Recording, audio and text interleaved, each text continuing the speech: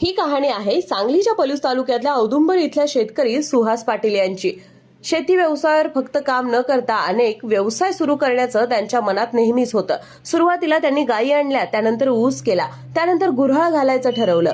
एक 50 किलोमीटरवर कुठेही गुऱ्हाळ घर त्यांना दिसत नव्हतं। त्यामुळे छोटीशी सुरुवात का होईना म्हणून आपण करून बघूयात असं म्हणून सुहास पाटील यांनी गुऱ्हाळ घर सुरू केलं। सेंद्रिय ऊस, त्यातून सेंद्रिय गुळ आणि गुळाचे पदार्थ बनवून आता ते ब्रँडिंग करून उत्पादन घेत आहेत। 5 लाखांमध्ये संपूर्ण गुऱ्हाळ घर बसलं असं ते सांगतात। 2-3 माणसांमध्ये गुऱ्हाळ घर सध्या चालत आहे आणि यामध्ये महिलांना त्यांनी प्राधान्य दिलं आहे। 1 टन ऊसाचा 120 किलो तर कमीत कमी गुळ निघतोच। फक्त ऊस घालवला तर 1.5 लाख उत्पन्न येतं, पण जर गुळ विकला आणि त्याचे प्रोडक्ट विकले तर 5 ते 6 लाख मिळतात असं ते सांगतात। इतका फरक शेतकऱ्याला उत्पादनातून मिळू शकतो आणि शेतकऱ्याने असं काहीतरी केलं पाहिजे असं सुहास पाटील सांगतात।